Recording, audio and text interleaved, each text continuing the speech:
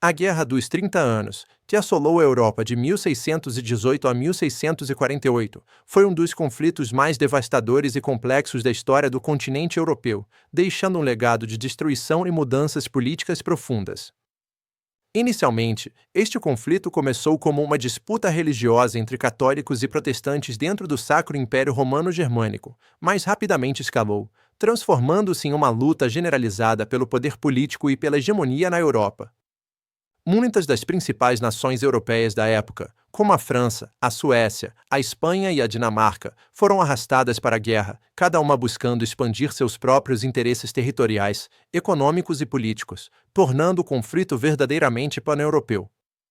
Um dos eventos mais curiosos e que é frequentemente citado como estupim para o início do conflito foi a infame Defenestração de Praga, ocorrida em 1618, um incidente que acendeu a chama da revolta.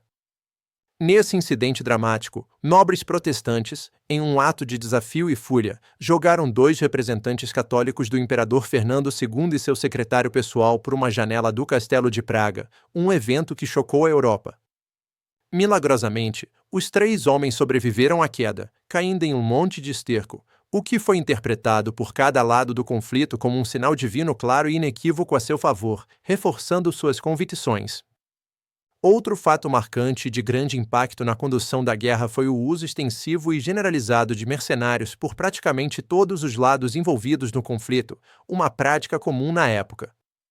Esses soldados profissionais lutavam primariamente por dinheiro e não por lealdade a uma causa religiosa, um monarca ou uma nação específica, o que os tornava uma força imprevisível e muitas vezes brutal.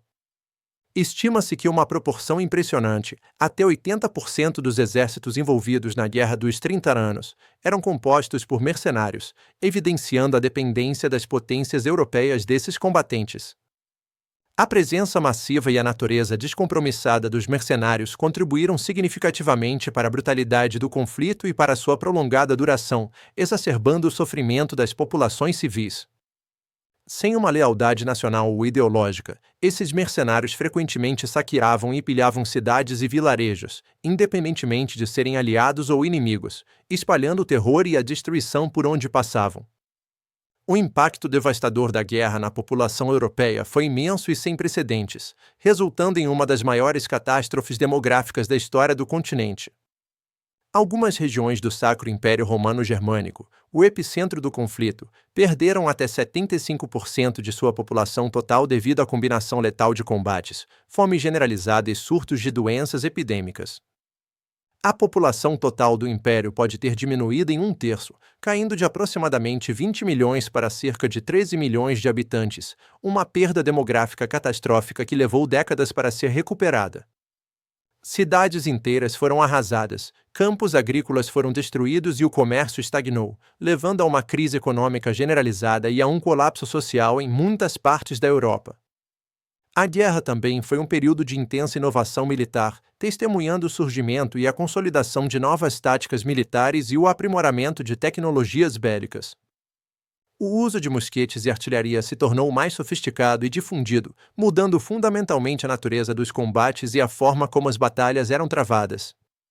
Gustavo Adolfo da Suécia, conhecido como o Leão do Norte, foi um dos generais mais inovadores e brilhantes da época, cujas reformas militares revolucionaram a arte da guerra. Suas reformas militares, que incluíam a introdução de novas formações e a coordenação de infantaria, cavalaria e artilharia, foram cruciais para o sucesso sueco e influenciaram exércitos por séculos, moldando a guerra moderna. A guerra finalmente chegou ao fim com a assinatura do Tratado de Westfália em 1648, um conjunto de acordos de paz que redefiniram a ordem europeia. Este tratado não apenas encerrou a Guerra dos 30 Anos, mas também a Guerra dos 80 Anos entre a Espanha e os Países Baixos, trazendo uma paz muito aguardada após décadas de conflito. O Tratado de Westfália é amplamente considerado um marco fundamental na história das relações internacionais, estabelecendo princípios que moldariam a política global por séculos. Ele estabeleceu o conceito moderno de soberania estatal, onde cada Estado tinha o direito inalienável de governar seu próprio território e assuntos internos sem interferência externa, um pilar do direito internacional. Isso marcou o fim da ideia medieval de um império universal e o início do sistema moderno de estados-nação independentes, com fronteiras e governos definidos. Além disso, o tratado reconheceu oficialmente o calvinismo, juntamente com o catolicismo e o luteranismo, como religiões legítimas dentro do Sacro Império Romano-Germânico, um passo crucial para a tolerância religiosa.